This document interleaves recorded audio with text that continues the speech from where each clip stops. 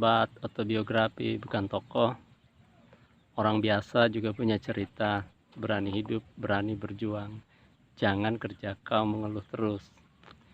Di video kali ini saya akan menceritakan kisah perjalanan hidup saya di tahun 1986, tahun 1987. Sahabat autobiografi bukan tokoh, dengan berakhirnya sekolah di SMA Negeri 1 Moratewe, maka berakhirlah petualangan saya berada di kota Moratewe. Dan saya berkemas-kemas menyiapkan barang-barang saya dan buku-buku saya untuk pulang ke Puruk Jahu. Ada rasa sedih, rasa syukur, rasa bahagia, dan banyak perasaan saya waktu saya harus kembali ke Puruk Jahu, karena saya harus berpisah dengan teman-teman saya di SMA, berpisah dengan teman-teman satu kos saya, berpisah dengan sekolah saya, dan saya harus kembali ke kota Puruk Jahu.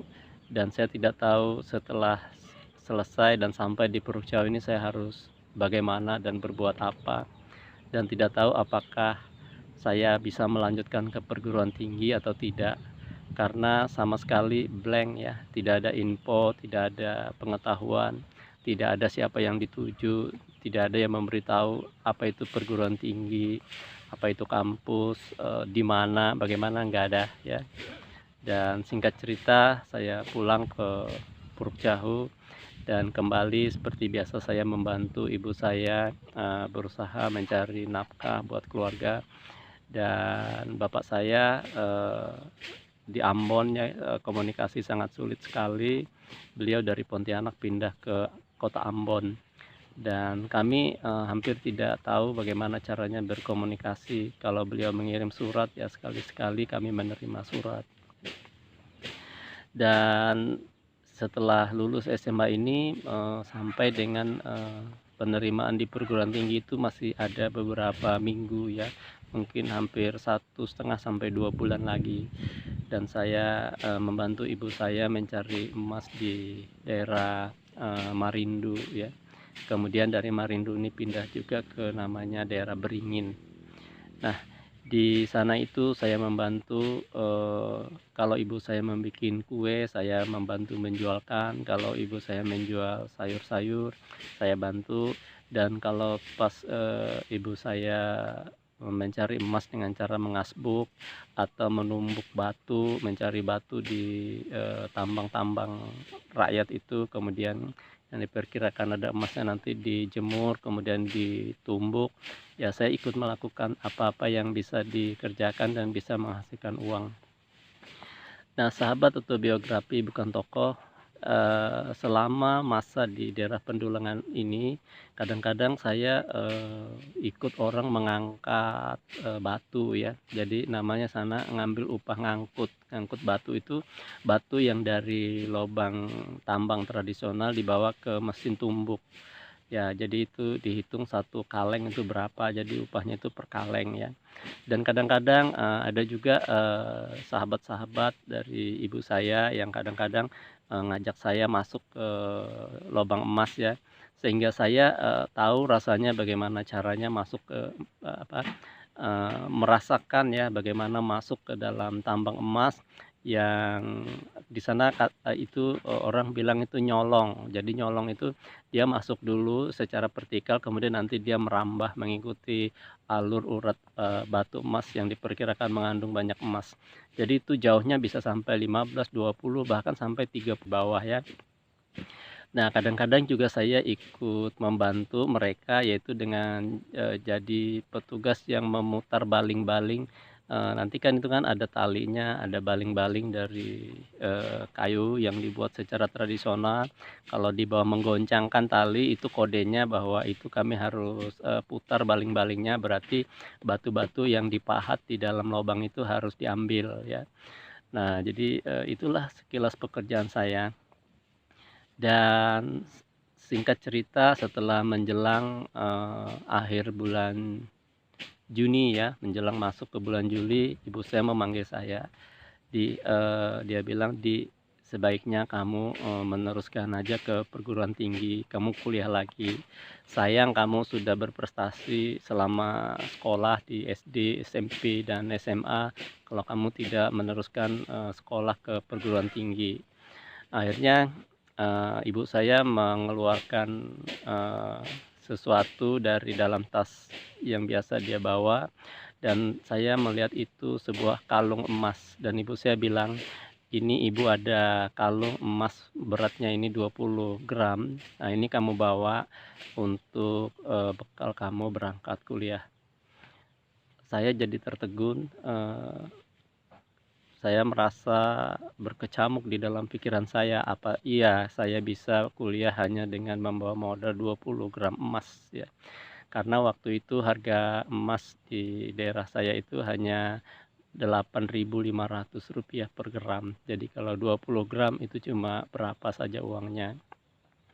Tetapi sahabat autobiografi bukan tokoh, selama di daerah Pendulangan itu saya juga mengumpulkan uang ya, dari berbagai usaha, misalnya ngangkut tadi itu atau juga kadang saya jual-jual emas yang dapat, saya ada mengumpulkan uang sekitar Rp400.000. Itu uang yang saat itu dibilang banyak ya banyak, dibilang sedikit ya ya sedikit, jadi tidak terlalu banyak, tidak juga sedikit. Dan masih ada sisa-sisa emas yang saya dapat mengasbuk itu yang belum ditimbang, tapi kalau diperkirakan berkisar 20 sampai 30 gram juga ya. Karena setiap hari saya juga ikut mengasbuk. Mengasbuk itu Saudara, mengambil pasir-pasir yang ada di seputaran mesin tumbuk yang larut bersama air itu, kemudian dikumpulin, itu nanti disaring, kemudian dialirin di atas anduk, ada selang dan ada air. Ini nanti kita review khusus ya mengasbuk ini.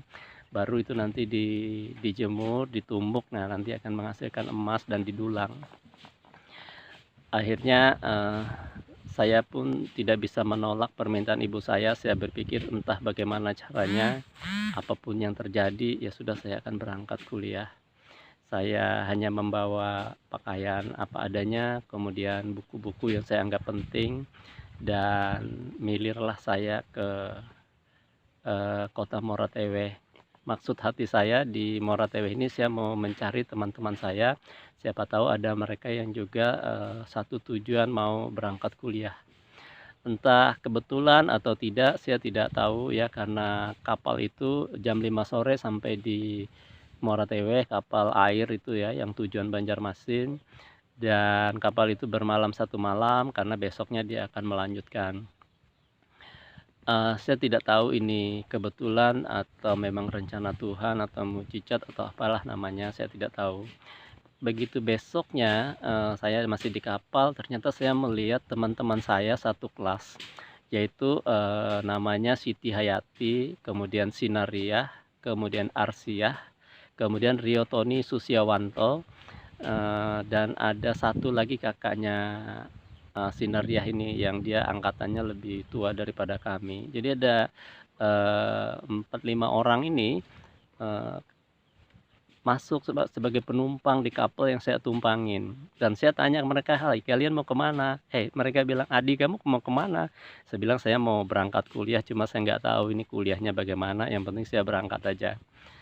Kalau gitu sama kita, kami ke kota Palangkaraya ini rencananya." Oh, ada satu lagi ya, yang kami satu namanya Ernawati ya. Nah, jadi saya merasa lega, kalau gitu ya udah kita sama-sama aja ya, nanti di Palangkaraya entah bagaimana kita sama-sama. Ternyata mereka juga belum pernah ke Palangkaraya, belum tahu seperti apa kota Palangkaraya ya. Hanya teman saya yang namanya Riotoni Susyawanto ini, dia punya sepupu namanya Barnadi yang sudah sekolah di SMA Muhammadiyah Palangkaraya, dan dia sudah berada di Palangkaraya lebih duluan. Singkat cerita kami naik kapal biasa bercerita macam-macam, setelah beberapa waktu kami tiba di Pelabuhan Banjarraya Banjarmasin. Di Pelabuhan Banjarraya Banjarmasin inilah pertama kali saya melihat kota Banjarmasin itu melalui Pelabuhan Banjarraya ini. Dan untuk penumpang-penumpang dengan tujuan kota Palangkaraya, di pelabuhan yang sama kita berganti kapal saja.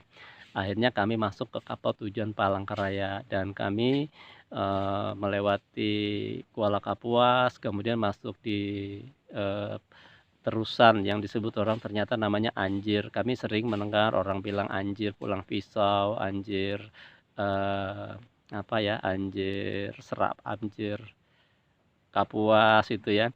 Dan ternyata itulah pengalaman pertama, saya menumpang kapal air menuju ibu kota Palangkaraya. Dan di Anjer Mandumai itu kebetulan air surut, akhirnya kami pun, harus bermalam sampai menunggu air pasang, di situ baru lanjut. Sahabat atau biografi bukan tokoh, kemudian pagi jam 9 di hari yang ketiga, sampailah kami di kota Palangkaraya, mampir di Pelabuhan Rambang. Di Pelabuhan Rambang ini, ternyata sepupu dari teman kami namanya Bernadi itu sudah ada, dia menunggu, si Rio Tony Susyawanto ini.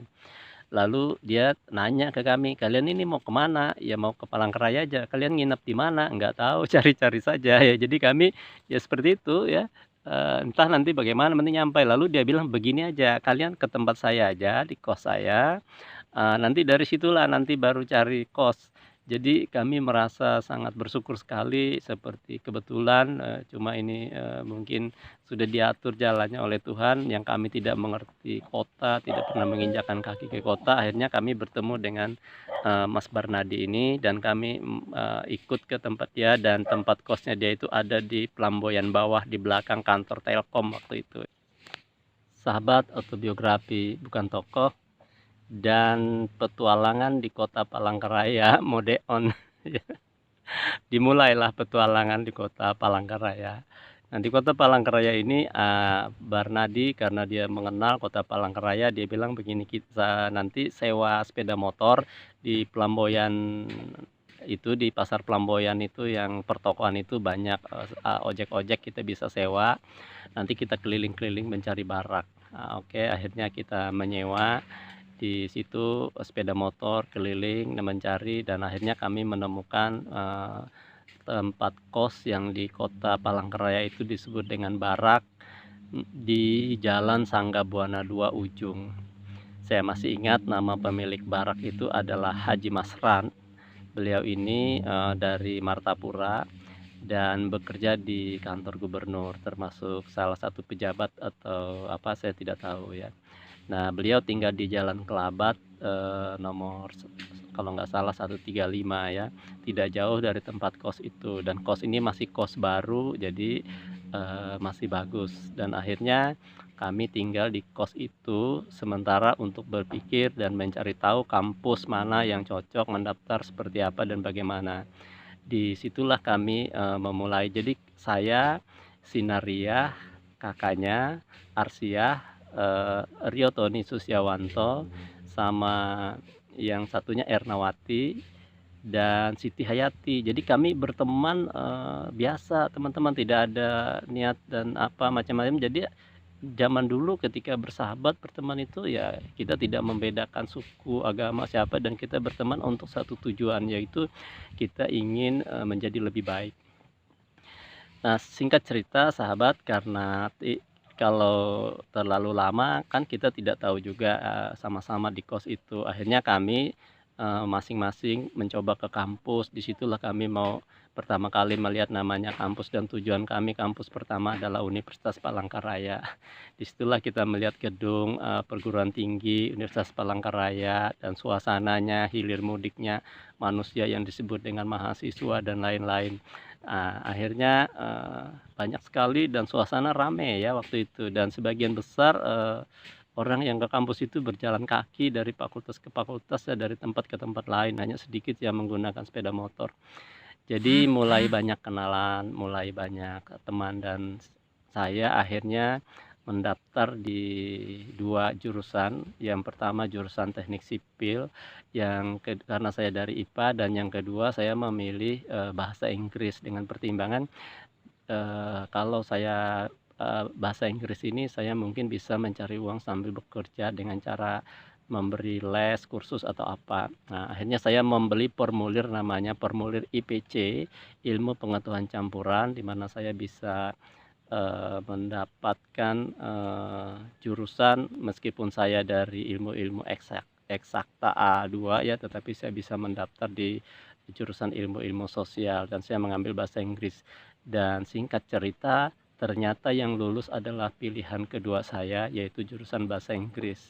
Dan dari situ akhirnya jadilah saya mahasiswa jurusan bahasa Inggris Universitas Palangkaraya. Sahabat sekalian, nanti akan saya ceritakan lanjut bagaimana menjadi seorang mahasiswa, suka dukanya dan lain-lain.